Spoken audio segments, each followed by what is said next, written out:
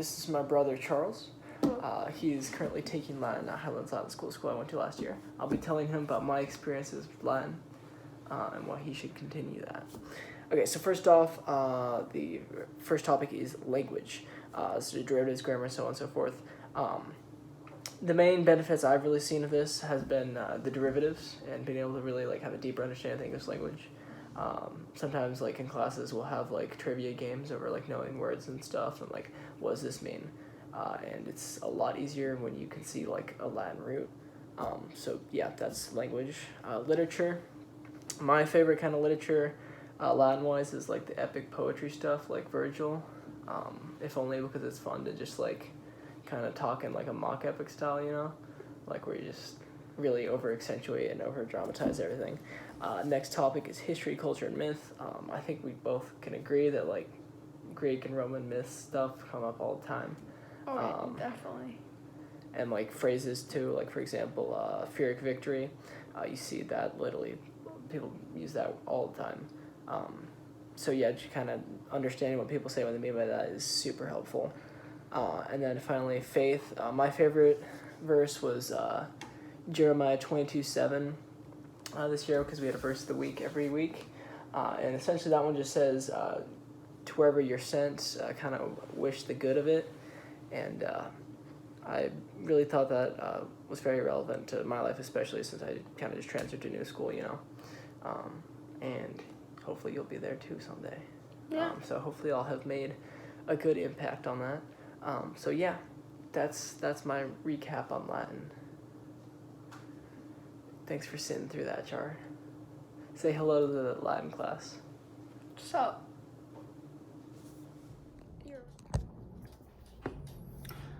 The most meaningful things. First, let's start with language. I think the most special thing about Latin as a language is that the grammar structure is very loose. So which means like you can change the position of the words to make it fit with the meaning and like the context. So I think that's pretty cool. And then literature. I'll say my favorite poet is Catullus. Like most of his like poems that we learn are pretty like light mood and they're just fun and romantic. Mythology. The third part is mythology. So we talked about that the Romans, they have many gods. And the main reason the main reason they would choose to worship one is that they needed help. So yeah, like Jupiter, Juno, stuff like that, you know.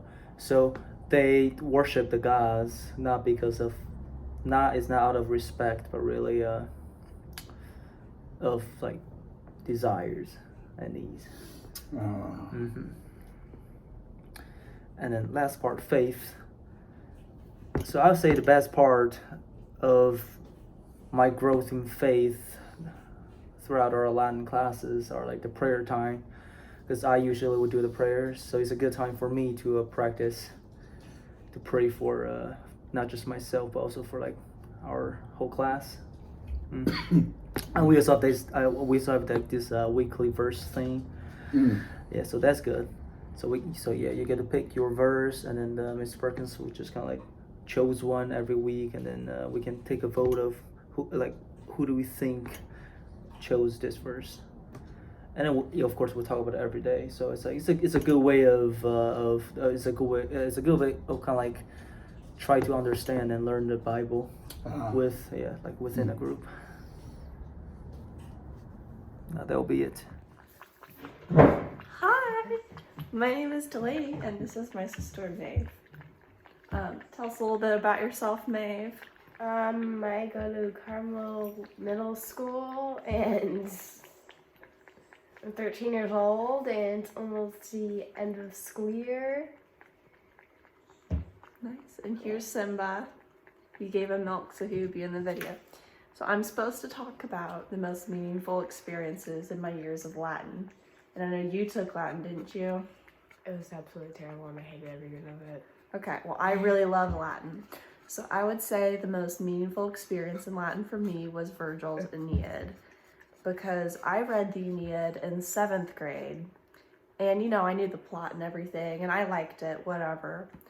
But I've taken Latin since kindergarten, so for years I've gone over grammar, conjugations, tests, quizzes, vocab, years and years of studying. So I feel like it's finally paid off now that I read Virgil's Aeneid in Latin, because I'm also an English nerd, so to combine like the poetry aspect with Virgil is just amazing, because if you think about it, like his lines are expertly crafted in dactylic hexameter. Like that's pretty cool. Mm-hmm. And I love all the figures of speech. Like you can point out, just like in English, you can do chiasmus, metaphor, all these things. So I just think it's really rewarding to see that all those years of conjugating can pay off, and you can really just read Aeneid. Even though I'm like far from translating it fluently, it's really nice to it's a very rewarding, I would say, especially if you already love Latin. And not to mention like the plot is ridiculous, all the mythology is whack, so I think it's a cool combination. And I appreciate Virgil for his, just time he spent writing all of the lines. He wrote like 2 lines each day, so I think that's very meaningful in my experience at Guerin Catholic.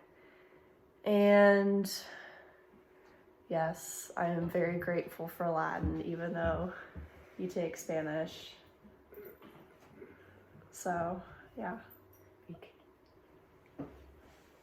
Hi, so today I'm here with my lovely mom and my also lovely dog, Toby, over there. Say hi, Toby. Okay, Toby says hi. So today I'm just going to be telling my mom a little bit about my Latin journey. So first of all, I'm going to talk about language. So something that I was really surprised, bye Toby. Something I was really surprised to learn about Latin was that the word order wasn't necessarily set.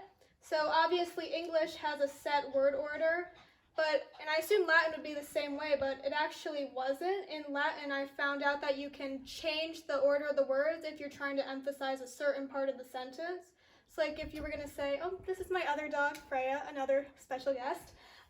If you were going to say, the girl carried water, you could change the word order in Latin if you wanted to emphasize the girl carried water or the girl carried water. So I just thought that was really interesting because you obviously don't do that in English. And next up, I'm going to talk a little bit about literature. So IB Latin was actually the first year I read real Latin, like poetry and stuff outside of the Cambridge books. And something that we read was Catullus 62. And in Catullus 62, he made a metaphor about like a pure girl. It was like a flower metaphor where if the flower remains like unpicked in the garden, it's like desired by everyone. Like the clean, like pure, perfect girl is desired by everyone. But then like if someone picks the flower, like no one wants it anymore. And that was just kind of such an interesting like viewpoint that, especially back then, that someone was able to kind of recognize that. And then next up, for history/culture/mythology, this is actually my only category where I'm not going to be talking about something specifically IB Latin. This was during COVID, during 2020, back when I still had Mr. Levesque. He had us write a paper over quarantine over comparing the myth Hercules with the Disney movie.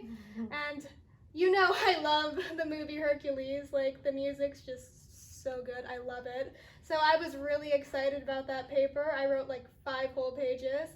And not surprisingly, I did learn that the myth and the movie were incredibly different.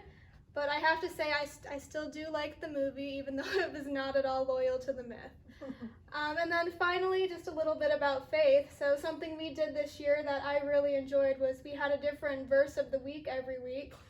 And second trimester, we actually each got to submit some verses, and then we would guess whose verse was whose, and we would have to explain why we liked the verse and like why we chose it. I just thought it was really interesting to discuss these different verses and then also learn a little bit about my classmates based on which Bible verses they chose to send in. Okay, good morning. I need to explain to my mom what we're doing here. So, Essentially, for extra credit, we're explaining what Latin means to us in 4 different categories to a family member under the subjects of language, literature, history, culture, mythology, that's all one category, and then faith. So as far as language goes, Latin has been super meaningful to me in that it's kind of like a puzzle, and so I've really enjoyed learning the different elements of the language and being able to piece it together for myself. It's also allowed me to pick up on Spanish pretty easily, which was super helpful when I was in the Dominican, and it also helps me with English like pretty much daily. As far as literature goes, I think a lot of what's special about Latin literature is that it captures the essence of human nature that's still true to humans today, and I just always thought that was fascinating, and I've really grown to appreciate classical literature because of how it rings true even still today. As far as my favorite author in literature, my favorite was probably Catullus, not really for any like, I don't know, sophisticated reason, but I just thought he was really funny, and I really enjoyed reading those works. As far as history, culture, mythology, my favorite class in 7th grade, as you know, was ancient history with Mr. Polium. And since that class, I've been obsessed with just ancient history in general, but especially with Roman history, because it leaves us with context for modern day history as well as context for the New Testament, which I found was super helpful in understanding the Bible as a whole. And then finally for faith, so in my class at Highland, so with Mr. Kaufman and then with Mr. Perkins, we had like verses of the week. And I just thought that having biblical text that I was able to translate for myself was super meaningful and was of immeasurable value to me. I think having a text that I translated for myself created a lot more intimacy in my relationship with Christ, but also just like furthered my understanding of God as a whole. So yeah, overall, my experience with Latin has shaped and grown me a lot as a person, and I think that's something that could never be displayed on an IB exam that has not good poetry on it. So yeah, that's it.